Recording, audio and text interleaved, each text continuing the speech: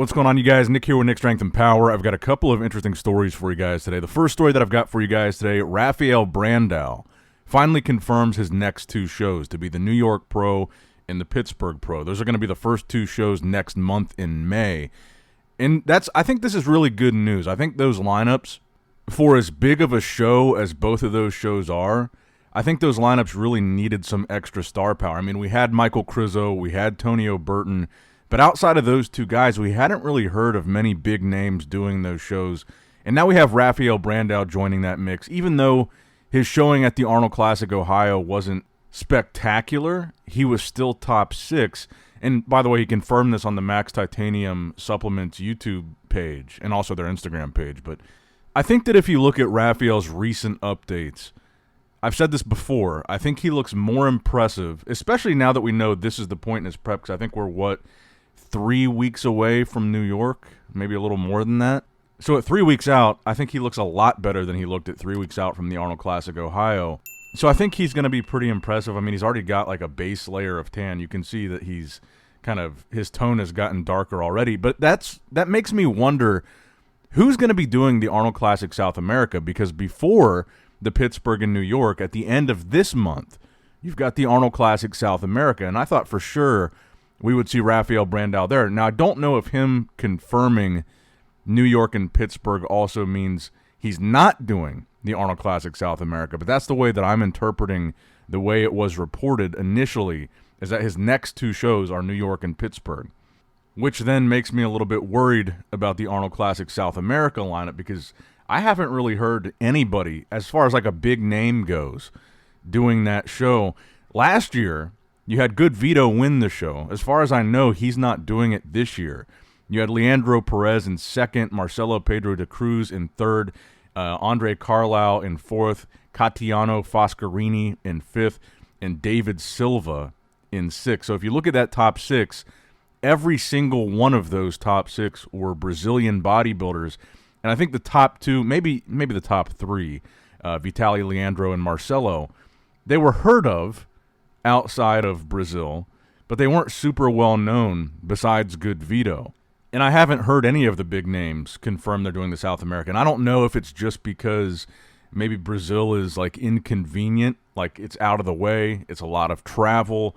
I don't know if it's the prize money, because the Arnold Classic Brazil prize money isn't really close to either the UK or the US Arnold Classic. I think because the same team runs the Arnold Classic Ohio and the Arnold Classic UK, but that same team does not run the Arnold Classic South America. So there's a bit of a difference between those two shows and then the South America show.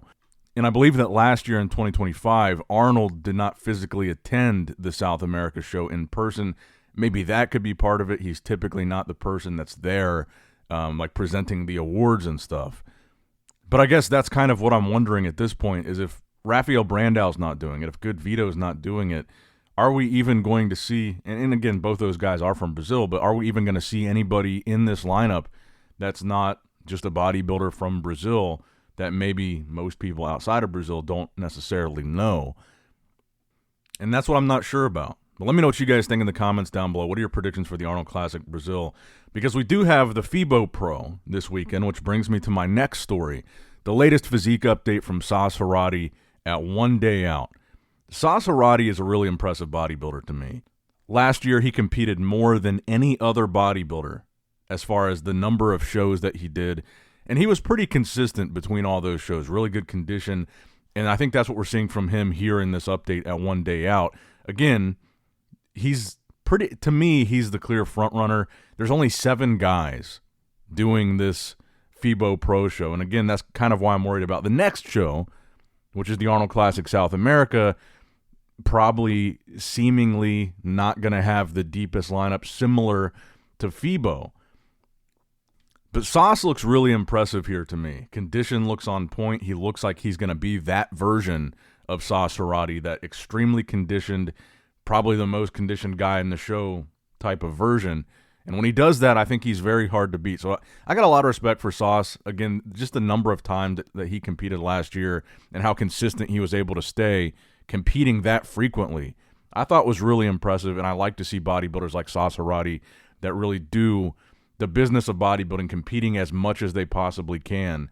I thought it was impressive. I think he's probably going to win this show.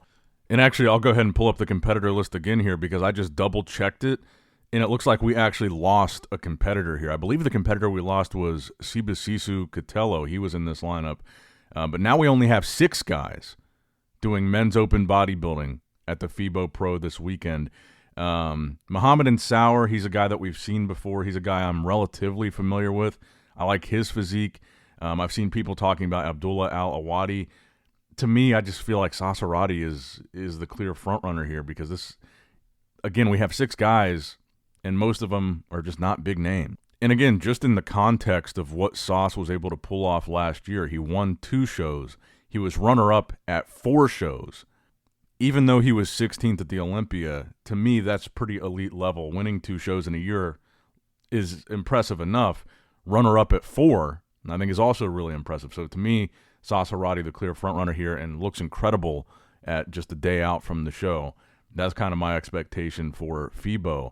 But let me know what you guys think in the comments down below. Now, next up in the news, coming from Beyond the Stage TV, who got the rare interview with Big Ramy this week. This was interesting to me because Big Ramy confirmed in this interview that he's done with bodybuilding. He's not coming back. That's the question that they ask him. I know it's a bit hard to understand what he says. I'm going to go ahead and roll the clip right here, and then I'll talk about it. No, I don't think I will be back. I think it's enough, and I look into my business. I left to support my sport, what I love in this life, and I believe this is the life. Somebody came after that, somebody other day will be in the stage, and we have that in the history. Ronnie Coleman, the one and the only. He don't do that again, and this is a life. We have to accept that. So what he says in this clip in response to the question is, no, I don't think I will be back. I think it's enough, saying he thinks he's done enough with his career. And he talks about the fact that he's kind of satisfied winning the Olympia. It's interesting because obviously Big Ramy has been hinting at a comeback for a while. If you guys remember in 2025, it was Big Ramy that was the one posting these constant, like, I'll be back, winter is coming, reclaim my title. There was like a good week or two where he was posting a ton of that stuff on his story.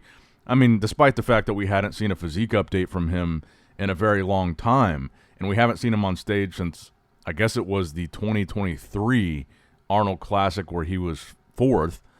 But it was Big Ramy that said he was making a comeback. And then we even heard rumors that he might jump in the Arnold Classic Ohio lineup right before that competitor list came out. I had actually heard that his coach was telling people that he was prepping. So I'm kind of curious to know what changed for Big Ramy, because he was the one saying he was coming back. He was the one saying he'd like to try to recapture that title. He was the one saying winter is coming. We were hearing rumors that he was prepping for a show, rumors that he might do the Olympia, that he might do the Arnold Classic. And now it's Big Ramy that is saying he's satisfied with his career and he's done. So I'm wondering what changed. Because the rumors of a Big Ramy comeback didn't just come out of thin air.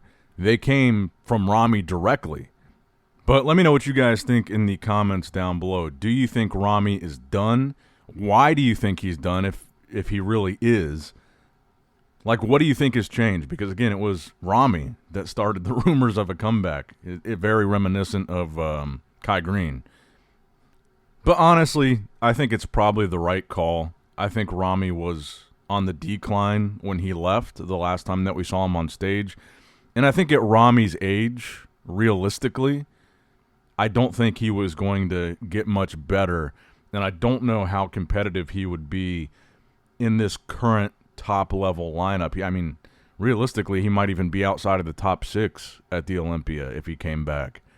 And I guess the final story that I have for you guys today, there's a lot of people interested in this Binous Gym situation.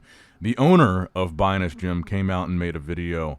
Again, they did a story post where they kind of already said this, but he made a more personal video kind of thanking everybody that has helped out with this situation. And then he goes on to reaffirm that they are rebuilding and they will be back. Binous Gym is not done. And again, as you guys know, there's been a lot of speculation about what really happened to Binous Gym, about the fact that, you know, if it goes against the official narrative, they're not allowed to speculate or, you know, have any theories or I think the exact way the law is written is rumors about what happened. They're not allowed to post any videos if any missiles hit anything in Dubai. So I just thought, like, one curious takeaway from this video was that he thanked the government for their support in this situation. Now, I don't know exactly how the law works in Dubai if the government does have some type of program or responsibility for helping a business like this when it burns down, but I just thought that was kind of interesting. But I do hope the gym is able to make a comeback. I mean, we got a lot of top-level bodybuilders, top-level classic physique guys, a lot of champions, a lot of influencers, a ton of content. There were, you know, that's why Andrew Jacked got the bonuses that he got from that gym, is he won those Arnold Classic titles training at this gym. I mean, there were champions literally made at this gym. And I think everybody wants to see it come back because it was an interesting benchmark of the level that gyms have gotten to as well. Not only having this clientele of all these really successful pro bodybuilders, but as far as the architectural and design and just the high level, like, luxury that the gym represented, it was like something that I feel like was like a new, like I said, a new benchmark for other gyms to maybe aspire to become, kind of showing what's possible for a gym of this scale. And like the luxury aspect of it and the scale of it was the reason why it was so popular with so many pros and so many champions. And I hope to see it make a successful comeback. But let me know what you guys think in the comments down below. Make sure you like the video, subscribe to the channel, click that bell notification icon if you have not already. And as always, I love you guys, appreciate you guys. Nick Strength and Power signing out. Thank you for watching today's video. If you guys want more bodybuilding content, you can follow me on Facebook, Instagram, or YouTube. Just search Nick Strength and Power on any of those platforms and follow the verified account. If the daily YouTube videos don't satisfy your need for bodybuilding content, I post 24/7 across those three platforms, bodybuilding content all day long. And of course, like and subscribe here on YouTube. Thank you.